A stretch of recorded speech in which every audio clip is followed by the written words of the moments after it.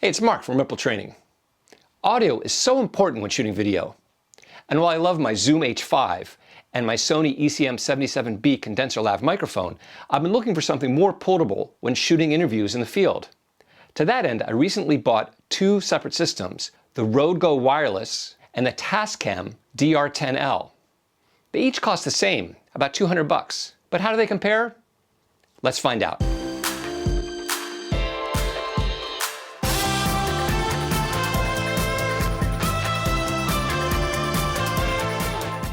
The Rode Wireless Go includes a wearable transmitter and receiver, as well as USB-C cables for charging, a TRS cable to connect to your camera for recording, and two windshields. Each unit weighs 31 grams, which is about an ounce. The transmitter includes a built-in omnidirectional condenser mic, but you can also connect any lav mic with a TRS cable.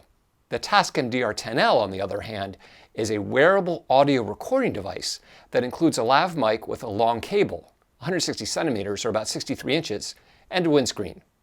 My day of testing started out with breakfast in Mill Valley with my buddy David, who is a video artist, and I brought along my trusty old Sony MDR7506 headphones, my Zoom H5, Sony wired lav mic, Tascam DR-10L, the Rode Go Wireless, and a Rode Smart Lav. We then headed to the new Salesforce Transit Center in San Francisco, next to the Salesforce building, the tallest building in San Francisco.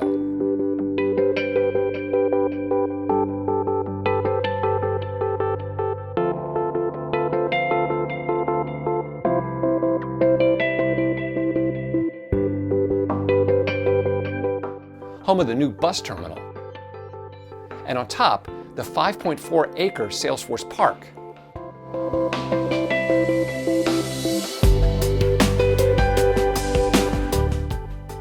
David was here to shoot the bus jet fountain, designed by environmental artist and sculptor Ned Kahn, that follows the buses passing by underneath.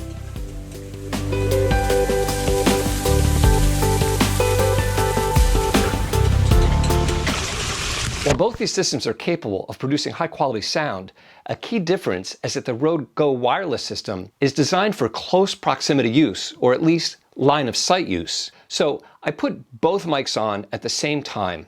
I put a long lens on the camera, and I went about 200 feet away and walked toward the camera and away from the camera. And here's what happened. So I'm testing both the Rode Go Wireless mic from a pretty good distance here, as well as the Tascam DR-10L. So the Rode mic is wireless, and it should be able to handle this far, but sometimes if you turn around, it may not work, so I'm going to try turning. On the other hand, the Rode mic can lose signal if you're going far enough away or you're turning away from the camera.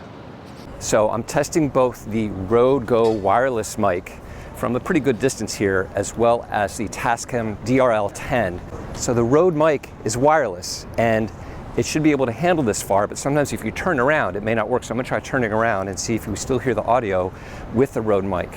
The Tascam mic, because it's wired and recording directly on me, won't have any issues as I get farther away. Now, that wasn't really a fair comparison, but it is important to understand the risks in a wireless system. By the way, you can improve reception on the Go Wireless if you attach a lav mic and put the transmitter on the talent's belt. The good thing about the Rode Go is that you can monitor the audio from the receiver, which slides right into the camera's hot shoe. The Tascam DR-10L will not suffer from dropouts because it's not a wireless system. It's a self-contained recording device. However, one thing to know about it is, unless you're close to the talent, so you can plug a microphone right into the recording device, you won't be able to monitor the audio while recording. Back home in the afternoon, I set up a close shot of a typical kind of interview setup so you could hear how each microphone sounds. So right now I'm wearing this Tascam DR-10L. I've got the recording level set up to high. I had it at kind of medium-low earlier in the day in San Francisco, and it really wasn't loud enough. I needed to boost the volume quite a bit to get it up to a reasonable level in Final Cut. And this audio we're recording with the Rode Go wireless system. So I've got the clip on me here, which you can hear me messing with here, kind of tucked under my shirt out of the way. A little tougher to hide, depending on the clothing, but really convenient with the little receiver on top of the camera recording directly into the camera, so it's not dual source audio. All the audio is going right into the video clip. and the wireless system seems to work well as long as you have decent proximity and pretty much line of sight. So which of these would I recommend? Well, they're really two different solutions for overlapping but different applications. Regarding the Tascam DR-10L, I like that I don't ever have to worry about dropouts.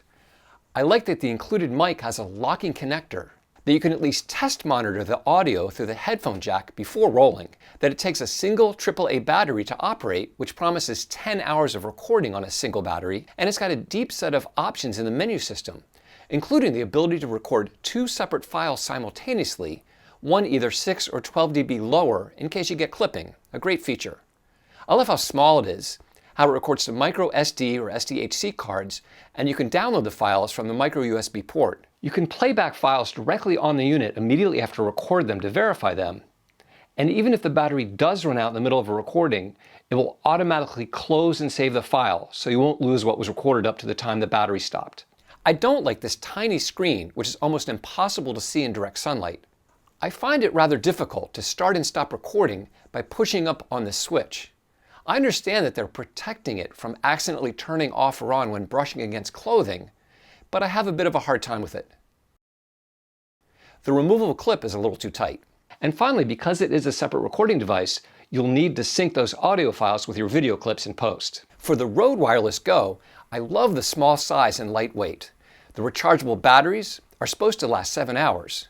They charge via the included USB-C to USB cables, which are not as common as micro USB cables, of which I have dozens, so you need to keep track of those. I really love how you can just take the transmitter and clip it on somebody's clothing without needing to go under their shirt or ask them to move their clothes or untuck their clothes or anything like that. But if you don't want to do that, if you don't like seeing this clip showing or you can't hide it easily, you can also plug in a lav mic. Of course, you can also use Rode branded lav mics with it. It didn't work in my case because I had a smart lav that is a TRRS connector. You'll see 2 rings on there, tip, ring, ring, sleeve, which is designed to be used with phones. So it won't work with, for instance, the DSLR that I was and I'm shooting on right now. In that case, you need an adapter like this one that Rode sells. I love how the receiver slides right into the hot shoe, has a nice visible readout of key information. I can monitor while recording, and I don't need to sync the audio files in post. But I don't like that you can lose signal if the talent turns away, even if they're pretty close by. So I would only use this in stationary interview situations. And the little furry windscreens have pretty flimsy clips. They seem to hold on okay, but I'd be worried about them getting knocked off. So the bottom line is, I really love both these units. They're both very small. They both fit into little pouches that they come with. Super easy to throw in your camera bag. So I'm keeping them both, and they'll both be going with me on my next shoot. If you like this video and you're interested in training on Final Cut Pro, Resolve, and related applications, click subscribe below and click the bell to get notified. Thanks for watching.